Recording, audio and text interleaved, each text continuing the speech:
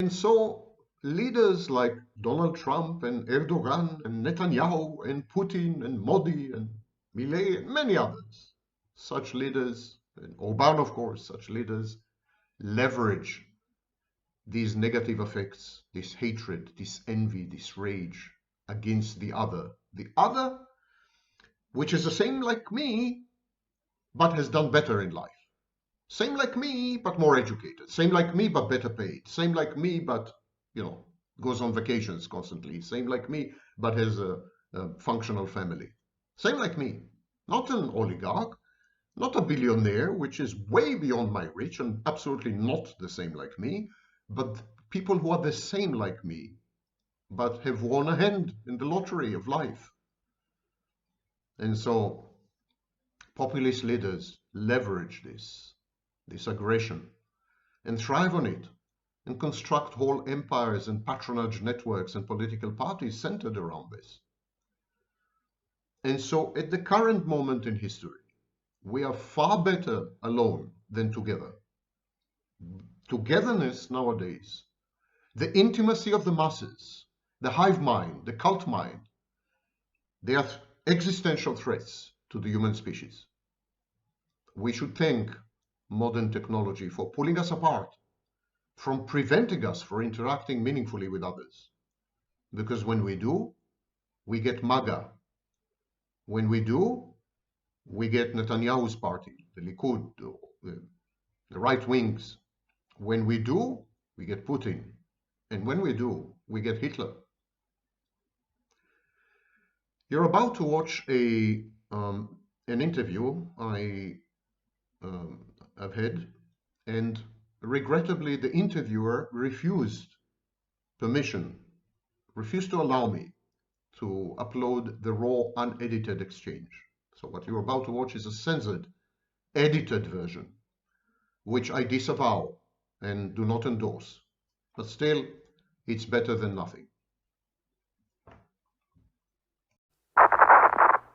Dear listeners, today I have something a little different, and I think you'll find it fascinating.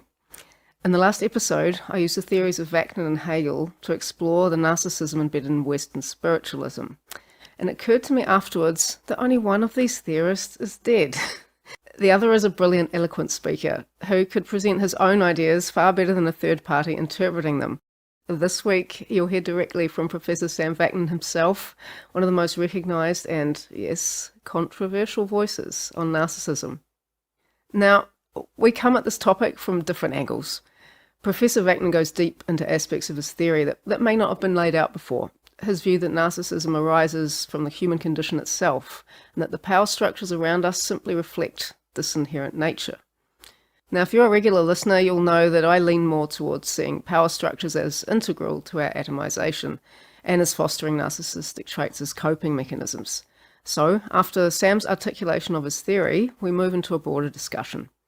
And this isn't about who's right or wrong. It's about exploring different perspectives to better understand and hopefully better address the challenges of connection and disconnection in our time. So no single lens has the whole truth. And the more angles we bring to loneliness and isolation, the better equipped we are to deal with them. So our conversation is a long one, and one thing that Sam and I absolutely agree on is not censoring opinion. So I'll be bringing you this in two parts. Part 2 will be out next week, and this week I invite you to listen with curiosity and to notice what resonates for you and what doesn't, because the questions we ask about human nature shape how we see the roles of culture and power.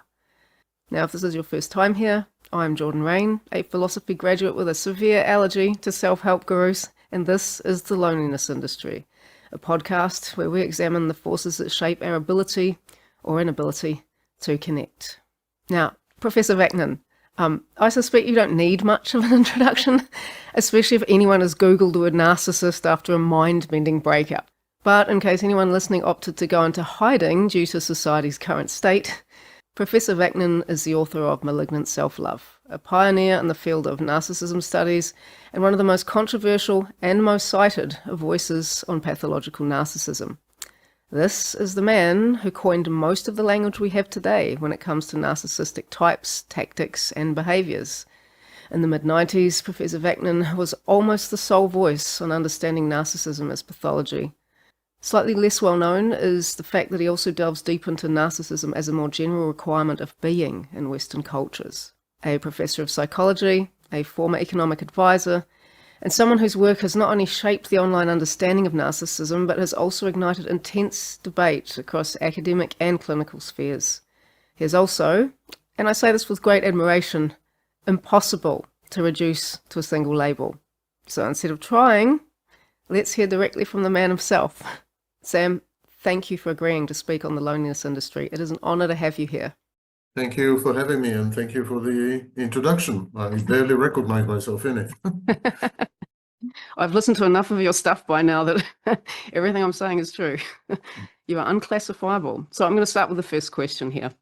I'm going to move from the personal to the relational with this question. One of the recurring themes in the loneliness industry is how narcissistic systems, whether individual or institutional, create profound loneliness by severing us from real connection. So before we zoom out to the societal patterns, let's begin with the individual in their relational context. How does narcissism create disconnection, both internally for the narcissist and externally for those in relationship with them? I don't think that narcissism creates loneliness. I think it's rather the other way around. I think loneliness creates or triggers narcissistic defenses. And with your kind permission, if you were to suffer me for the next 5 minutes, I will try to give an overview of how I see things, what has led to what, the chain of causation, and so on. And perhaps based on that, we could go on tangents and explore additional territories and so on. Sounds good. Start with the foundational, indisputable, non-controversial fact that we all need to be seen. And this starts in early childhood. This starts when you're a newborn. The first thing a newborn does is attract attention. A newborn who fails at attracting attention is a newborn with a very limited life expectancy. And so the need to be seen is a survival strategy experienced subjectively as a need. Actually, it's about survival. It is through the gaze of other people that we derive initially sustenance, food, shelter, changing of diapers, for those of us who are lucky. And then later on in life, it is the gaze of others that defines us. It is through the gaze of others that we acquire the sense of existing. Existence is not a given. Absolutely not. People think that existence just is part and parcel of being human or being an organism. That's not true. It's not part and parcel of sentience. It's not part and parcel of consciousness. It's not the sense of uninterrupted, continuous core that is immutable, always there. The sense of being, the sense of what we call the self, the boundaries between you and the world stops here and I start, and I stop here and the world starts, and all these are just forms of internalized gaze, other people's gaze. That's not Vaknin, that's Lacan, actually. And so the first instance of a defining gaze is inevitably, ineluctably, the mother's gaze. It is through the mother's gaze that the newborn acquires a sense of selfhood. But mind you, it comes at a cost, and the cost is trauma.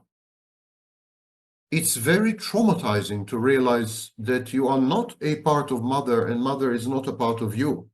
To realize that mother is a separate, external entity with a mind of her own, autonomous and independent and agentic. It's terrifying because it means it translates into an innate sense of loss of control.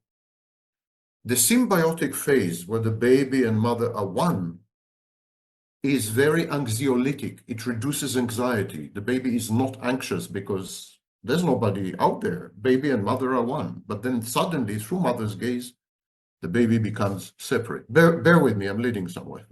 I'm even going to answer your question, shockingly, ultimately. But we absolutely need this background, because the need to be seen, of course, has vast social, societal, cultural, and commercial implications. And so we start with this fact. And then every time we experience someone else's gaze, we also re-experience the original trauma. Because it is true, someone else's gaze evinces, documents our separateness. When we encounter someone else's gaze, it is the moment in time where we feel most alone, most lonely, because the gaze tells us, the main bit of information in the gaze is, I am not you. When someone is gazing at you, at the very same moment, the communication is, I am not you, and you are not me. We are separate to each other. We're not the same. We are not symbiotic. We are not one organism. Well, and so this separateness creates existential angst. It's as if the intersubjective space is suddenly becomes unbridgeable, intraversible. The extreme existential loneliness comes about only when you compare yourself to other people. You know that you're lonely because you are aware of the existence of other people. May I ask you a question for clarification? Are you talking about a failure in the mirror stage, to bridge the mirror stage where one separates from the mother? Because you're talking about Lacan here. So is this a failure? Is this a failure in individuation, as Jung would possibly refer to it, where because you failed at the mirror stage to say, I am separate in a comfortable fashion? No, this No? is not. Okay. This is not a part of. This is not a failure. This is the common human condition. Okay. I'm talking about every human being. Every human being goes through the experience of the mother's gaze, the alienating mother's gaze. Every human being consequently realizes his or her separateness from mother. Every human being is traumatized by this realization. And every future gaze to the day you die provokes or triggers this initial trauma with the primordial gaze. Why? Because when you are the subject of someone else's gaze, it is clear that your separateness becomes incontestable. It is through someone else's gaze that you realize how alone you are. Your loneliness or your aloneness is in contradistinction to the existence of other people. Is this an impossibility of being truly seen? Because it sounds like even if I were to attempt to understand you to the best of my capacity, that I would ultimately fail, and that my failure, despite maybe I get it, I don't know, 70% right, whatever is the highest percentage, you would still feel completely alienated even by my attempts. Which is precisely why I said a bit earlier that it evinces the failure or the unbridgeability or of the intersubjective space. Okay. So because the intersubjective space can never be traversed, can never be crossed, the other is never accessible. Never accessible, never comprehensible, never meaningful. Never fully graspable. Yes. Never fully graspable, yes. And you're right, that various philosophies. In abstraction of a kind. But it is the existence of that untouchable, impermeable, unbridgeable, inaccessible entity that allows you to realize your own separate existence. And the separateness is so solipsistic, so total, that it triggers the primordial trauma of your aloneness. It provokes anxiety. Existential angst, according to Sartre, is the outcome of the need to choose, the need to make choices. Whereas I think it's much more profound.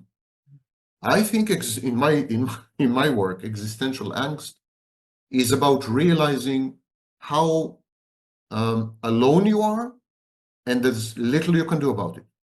Sounds like you mean it's an inherent aspect of the human condition. It's an inherent aspect of being human, yes, of Yes. grasping the outside world. The You've minute you preempted a grasp the question. outside world. You've preempted a question I want to ask later on, but it fits here because you do talk in previous interviews about the process of atomization, and it was quite a long time ago. I think it's about 7 years ago, the interview I was watching, and you referred to the atomization of people in modern capitalist society, saying that we're not as reflected as we used to be, and therefore we seek it elsewhere. But it sounds like that your theory's developed further along since that interview, because it sounds now like it's inherent. You can't be atomized if you're inherently isolated. Your questions are excellent, and don't misunderstand my responses as implying some kind of criticism or anything. No, I want Because explanations. Yeah, I it's want difficult expansion would be good. difficult to wrap your mind around it. Yeah.